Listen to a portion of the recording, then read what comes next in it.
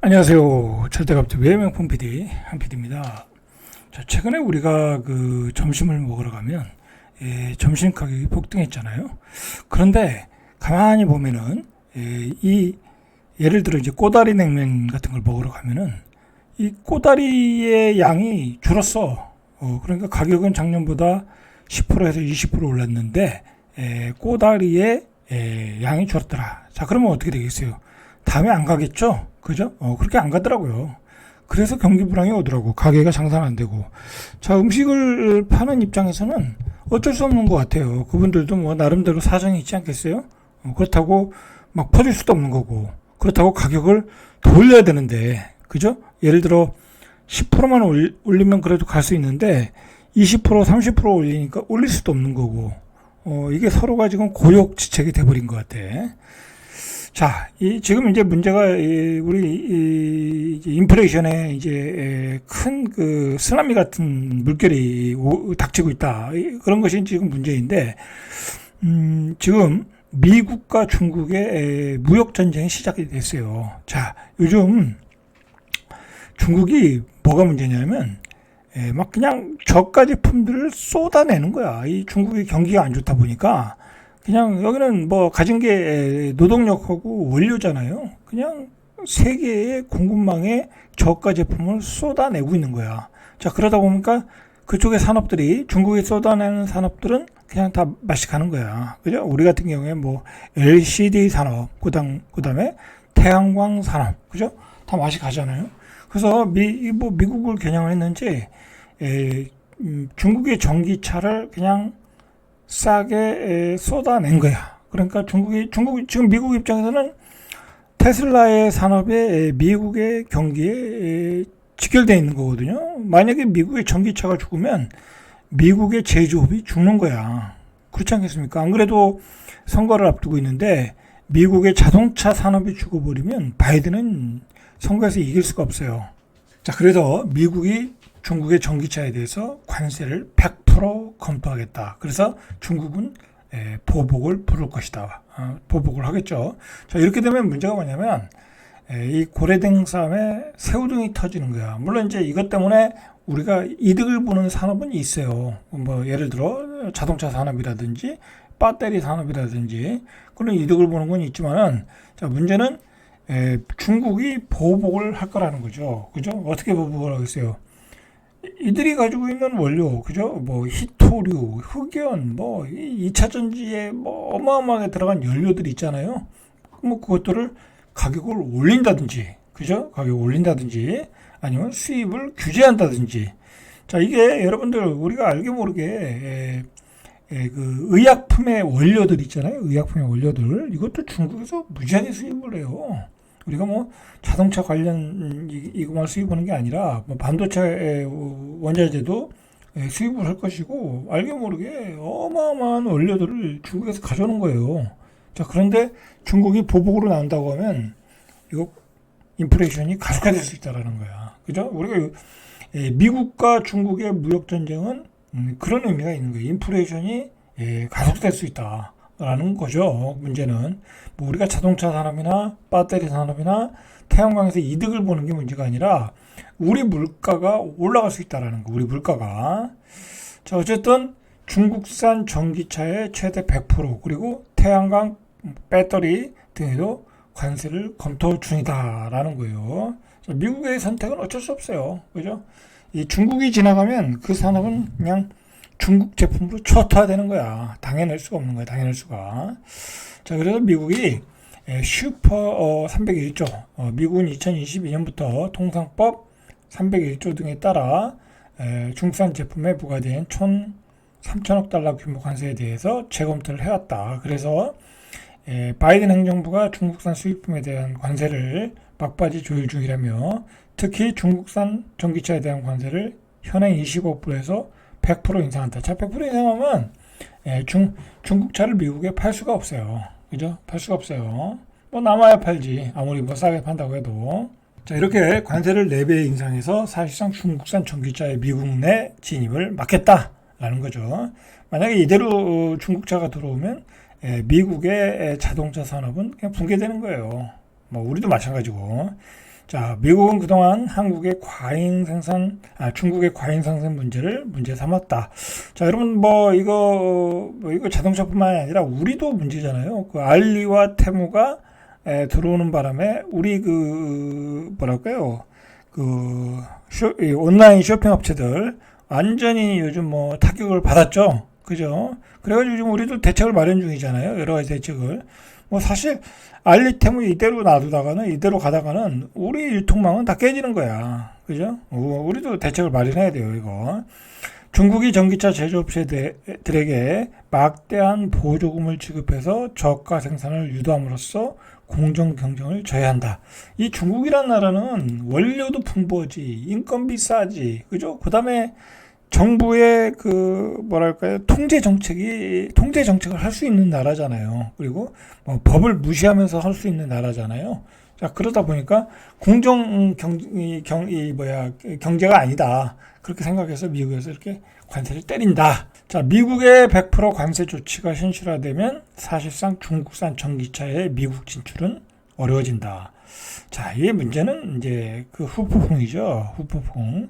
자, 전기차의 판매 가격만큼을 세금으로 부담하게 되면 가격 경쟁력은 사라진다. 자, 이렇게 되면 우리나라 같은 경우에는 반도체, 태양광, 2차 전지, 자, 이런 데는 우리는 혜택을 보는 거예요.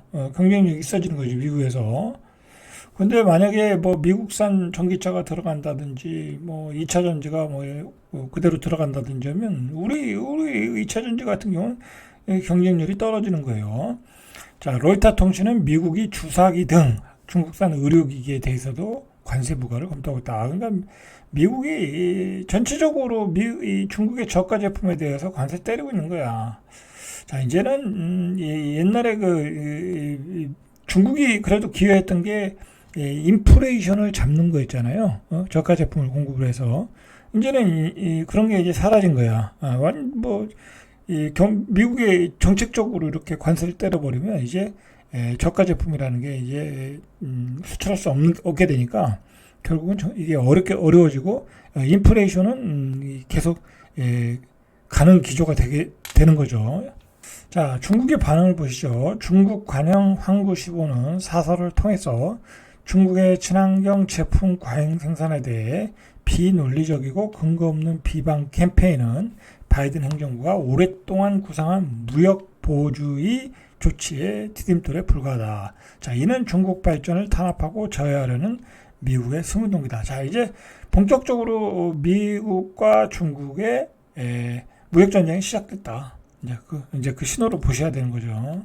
황구15는 미국의 도발에 대해 절제된 자세를 유지한 중국이 미국의 완고한 무역 보호주의로 무역 긴장이 고조되는 상황에서 필요하다고 판단되면 반격할 수 있다. 이제 중국이 가지고 있는 원료를 이제 가격을 올린다든지 그러겠죠. 아니면 수출을 안 한다든지. 이제 자기네들이 수출 안 하면 가격이 올라가는 거잖아요. 그죠? 다른 나라에서 또 살라고 올라가는 거잖아요. 자, 중국은 그동안 미국 주도의 반도체 수출 통제 등 조치가 이루어질 때마다 원재료 수출 제한 등을 통해 대응했다. 자, 똑같이 대응하겠죠. 자, 미국의 관세 부과가 실제로 이루어질 경우 중국 측 보복 조치로 전 세계 공급망이 다시 차질을 빚을 수 있다. 여러분이 이거 많이 듣던 소리잖아요. 그죠? 전 세계 공급망이 차질을 빚으면 어떻게 되겠어요? 인플레이션 한다는 거죠. 자, 그러면 어떻게 되겠어요? 금리 인하를 못 하는 거예요. 그죠? 우리가 지금 금리 인하 기대감으로 갔잖아요. 그죠? 미국과 중국의 무역 전쟁은 증시의 악재예요. 그죠? 증시의 악재예요. 금리 인하를 못 하잖아요. 그죠? 다시 인플레이션 올 수 있으니까.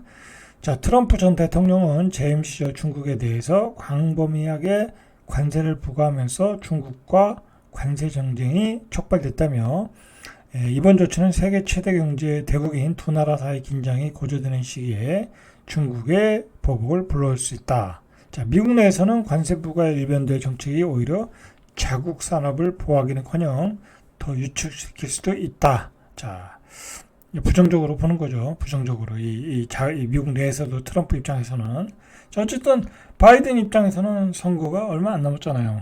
어쩔 수 없는 거죠. 그죠? 자, 우리 배터리 업체는 간접적인 이익은 기대된다. 중국차 완성차 업체에 공급하는 한국산 배터리가 없어 미국의 대중관세 인상에 따른 피해가 없다는 점도 호재이다.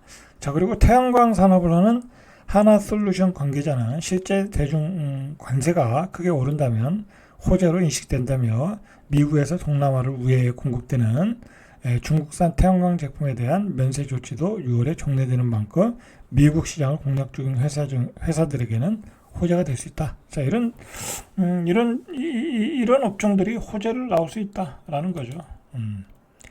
자, 어쨌든 이 물가가 오른다는 거잖아요. 물가가 오른다. 물가가 저가 제품도 안 팔게 하고, 그 다음에 원재료 가격도 공급망 차질이 오게 되고, 물가가 오른다. 그러면 금리나 기대감이 지금 자꾸 사라지고 있잖아요. 지금 연준에서도 지금 연준도 당분간 금리 동결 기조예요. 그죠? 연준도 당분간 금리 동결 기조. 그러면 더 한층 강화되겠죠, 이게. 또는 인상 얘기도 나올 수 있어요. 또 이 CPI가 떨어지지 않으면, 소비자 물가 지수가 떨어지지 않으면, 근데 연준의 기조도 더 단단해질 수 있다는 거죠. 그죠? 현재도 동결 기조인데 앞으로도 동결 기조로 갈 수 있다는 거죠. 또는 인상 기조로 갈 수 있다는 거죠. 최근 10명의 연준 고위 인사들이 연설에 나선 가운데 금리나 가능성을 내비친 이유는 단 2명.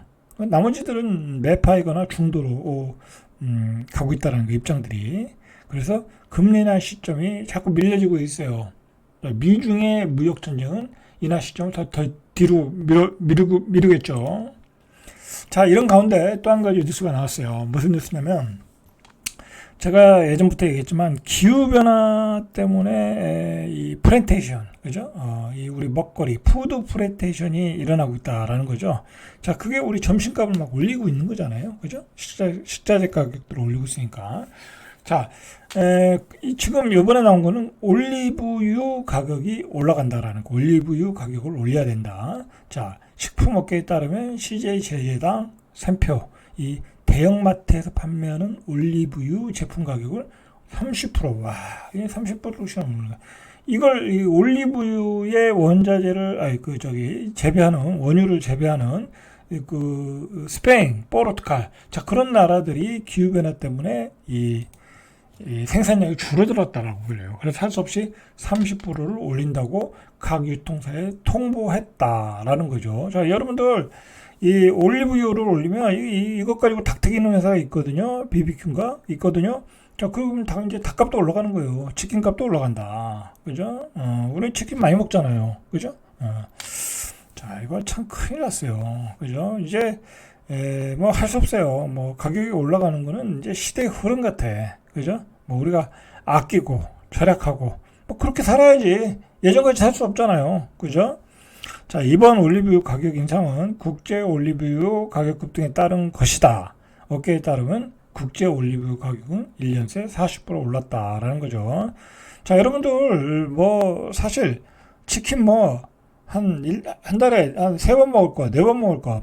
2번 먹어도 안 죽어요. 그죠? 뭐 어쩔 수 없어요. 그죠? 장사하시는 분들도 어쩔 수 없는 거야. 뭐 그러면 이제 치킨 가게 안 되는 분들은 또 그만두고 다른 일 하셔야 돼. 뭐 그렇게 경제가 돌아가야지 어떻게 되겠어요. 그죠? 어디 취직을 하거나, 그죠? 그렇게 돌아가는 거예요. 세상은. 그죠?